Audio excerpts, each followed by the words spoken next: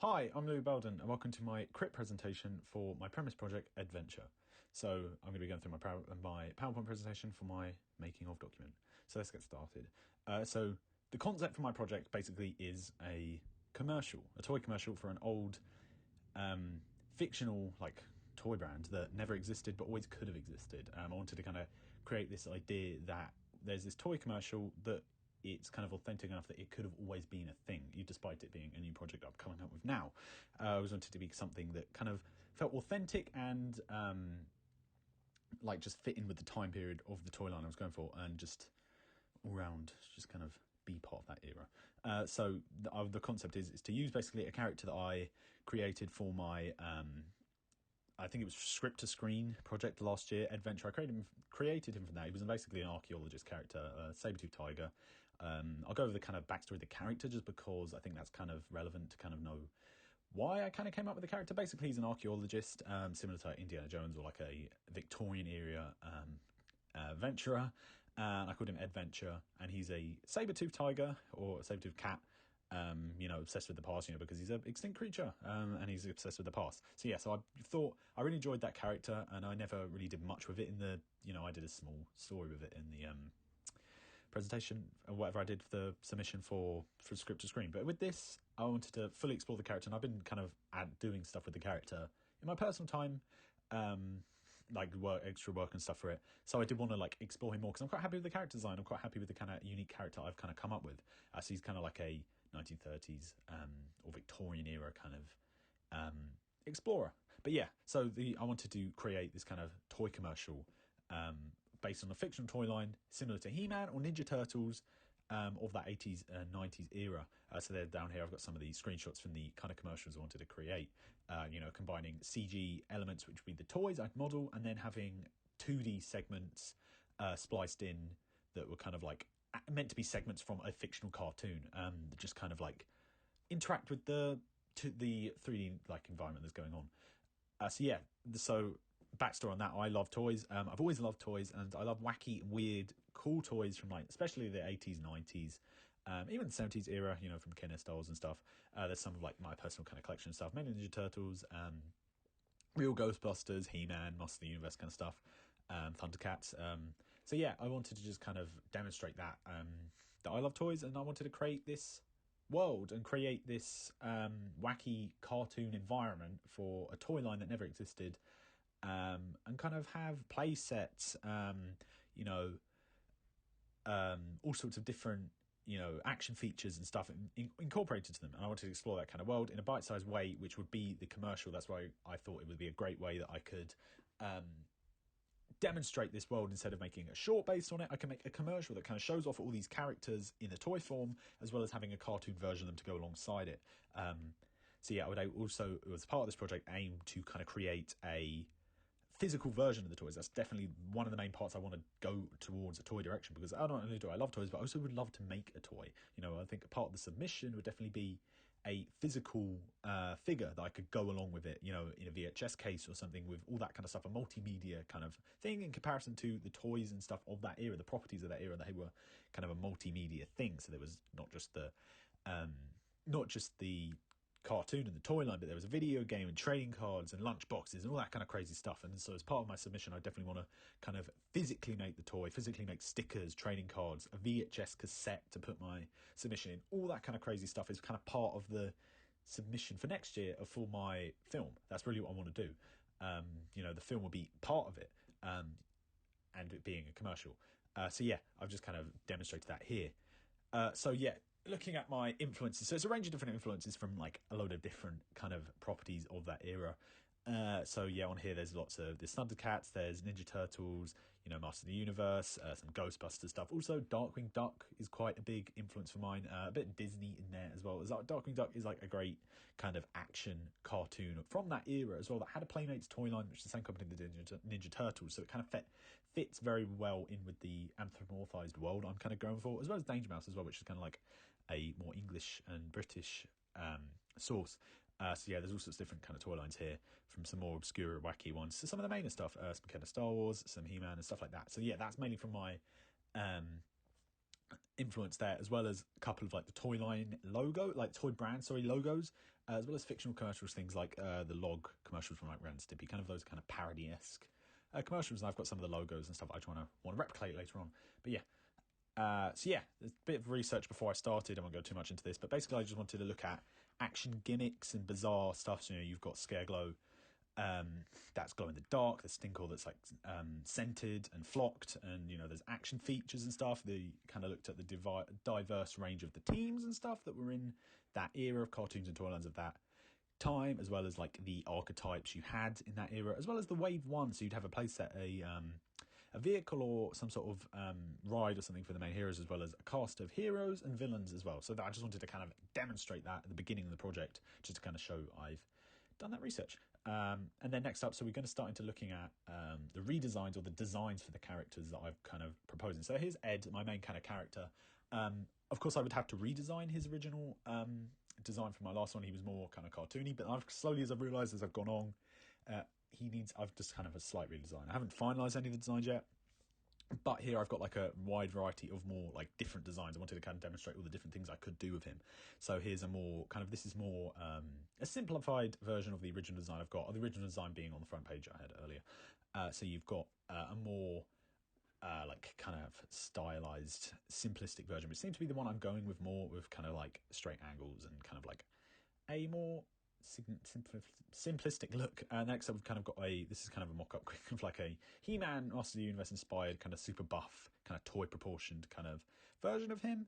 Then we've also got another toy version of like a Ninja Turtles style Playmate style figure of, like the one color accessories and stuff, which is something I definitely want to do with the toy line. This is definitely probably the direction I'm going to go in for the designs of the toys, whereas this would be the designs from the cartoon. So I'd have two separate designs, how toy lines would also kind of, changing the designs. The toys wouldn't look exactly like the cartoon wouldn't exactly like the toys, because they were kind of done under two separate things. So that's kind of what I would go for. So this would probably be more the cartoon design, whereas this would be more the toy design when I get around to designing them for final. Then you've also got this is nothing like I'd ever do, but I just kind of wanted to get it out there. A kind of a more muscular He-Man, kind of Thundercats kind of design for him. But yeah, next up we've got, this is something I really wanted to do. It was a bit of fun. I just wanted to do some wacky, crazy, kind of like desperate end of the line kind of outfits for Ed, similar to what they did in the Ninja Turtles line. This is kind of inspired by a lot of the stuff they did there. Towards the middle and the end of the Playmates Ninja Turtles run, they started to introduce kind of crazy outfits and variants for the characters, just to kind of keep the line fresh and just kind of do more with it. And I kind of implemented that. So we've got a birthday version of Ed, a serious net kind of basketball, Ed, relaxing kind of Ed, as well as a spaceman, a cowboy, and like a hula Ed. So I just wanted to kind of get that in there, and they'd all have different gimmicks and kind of stuff in that. But so that's just kind of a bit of fun, just kind of demonstrate the character a little bit more. That's kind of more nearing towards the kind of finalized design.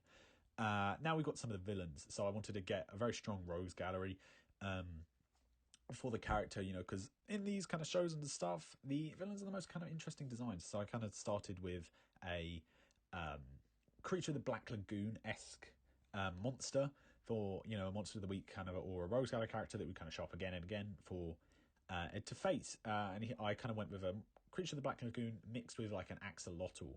I really like that idea of him being like transparent. So he's kind of got transparent guts and stuff, so you could see inside of him. That we're going to have the gimmick of the toy. He would glow in the dark. There'd be real feel skin, all that kind of stuff. So I demonstrated with a bunch of different kind of designs. Some looking more Creature of the Black Lagoon, some looking more axolotl, some kind of being in the niche between the middle of that. And I kind of came to the name of Fish Fingers because I just thought it was a funny kind of pun. I also wanted to really get into some of the puns and the wacky kind of names and naming conventions for some of these characters.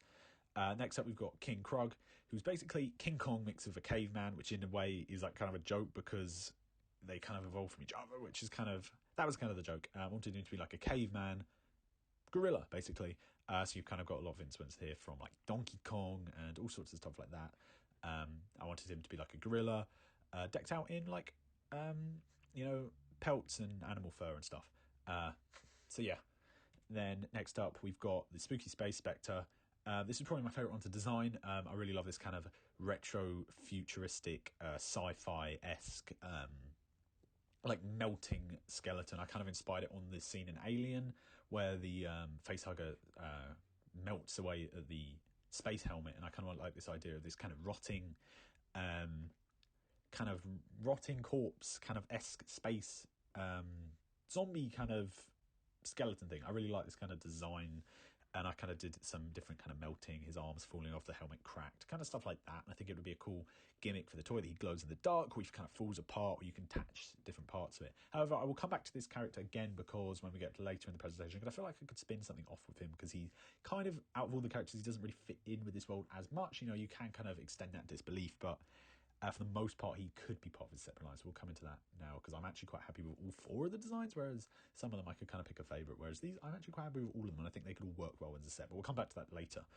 So yeah, next up we've got the head salesman, which is like a tiki kind of island tribal guy, like a head salesman cannibal kind of thing. I love tiki culture and tikis and all that kind of stuff, so I wanted to get like a character of that nature in, especially it fits very well with the kind of explorer adventure vibe of the kind of the toy line I wanted to get. So you've got like a more traditional kind of tiki kind of guy here. You've got all sorts of like weird accessories and stuff, shrunken heads, decapitated heads, you know, all sorts of tiki kind of beach related stuff, which I just kind of wanted to get in there. I love tiki culture and that sort of stuff, so I definitely wanted to kind of get a character like this, and I kind of like the idea of him having UV tattoos, so you kind of have a light maybe with him or something, and he kind of reveals stuff on the skin of the character with a black light on it. So next up, we've got Feline Fatale, which is designed kind of as like a foil for Ed, like as kind of a femme fatale-esque character. I kind of played with the idea of him being like a feline, because, you know, it's an anthropomorphized world. We've got kind of one here that's more of a human-esque design, just because I wanted to get them with kind of cat ears, like bow and stuff. She kind of has a cat feline kind of appeal, but she's more of a human. I kind of didn't know where to blend the line with, are there humans in this world or are they just animals? I kind of gone to the idea that probably it'd be more anthropomorphized, similar to like Darkwing Duck and something like that, where they're kind of in the real world, but they're all kind of animals, and it's not like where they're alluded to because they have animal traits. So just kind of that's how it is. So I kind of went for the idea of her being like a kind of a Jessica Rabbit, a kind of like a noir-esque feline femme fatale. So yeah, I kind of experimented with this idea. If this was a toy, she would have like a cape, a shell, like a soft goods kind of cape that would go over the hidden machine gun, so it would kind of give that idea that she's kind of good and evil. You know, so there's like a hidden aspect to her, that she's not everything that she seems, because she has this machine gun arm under the robe. I didn't really demonstrate that with these toys, but that would be what I'd have with the toy if I was going to design it.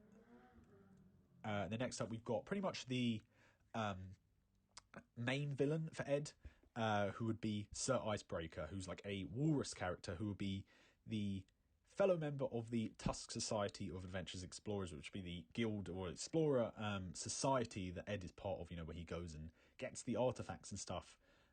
This would be like his main antagonist, think like Glomgold from DuckTales, like the slightly, you know, always comes out second, but is always trying to foil Ed and get there first. I kind of wanted to get this kind of snooty, pompous, like walrus character. So yeah, there's a couple of different designs for him where he doesn't have a tail, where he kind of has legs, kind of a tail. And yeah, so I kind of wanted him to be like dressed up in cold outfits or more kind of like relaxed looking, kind of behind the scenes kind of guy that's not always on the front, but he's kind of sending out the villains and stuff to do his dirty work. But yeah, he will definitely be like the main villain of the kind of toy line. And then next up, we've got some bonus kind of extra concepts I didn't kind of go full way with. Some other kind of weird villains, you know, like a Colosseum, like ancient Roman lion, gladiator kind of thing. Also, there's like a ship for like a plane kind of vehicle for Ed, kind of like some sort of rat trader, or like, you know, like Salah from Indiana Jones, kind of like sneaky rat kind of guy. We've got a penguin that'd be kind of like a butler, probably be like one of those kind of Ninja Turtles non-coloured accessories for Icebreaker, as like kind of one of his little buddy sidekick. And same with this guy, like he's meant to be like a prehistoric elephant kind of thing, you know, like one of those little hippos, but he's kind of he would be just a sidekick to Ed, or like kind of a mentor, or not a mentor, but like Ed will be, you know, mentoring him or whatever. Similar to Short Round in Indiana Jones, you know, because I've kind of given that, because the kind of approach and character types there with it. Also, this kind of rotting mammoth kind of guy. I haven't really come up with too much for him. I just kind of like the idea of a mammoth that kind of stayed in time, but he's all rotted and kind of rotting away, and he could kind of be part of the same sort of guild as Ed as well, but he's just not fending as well in the time.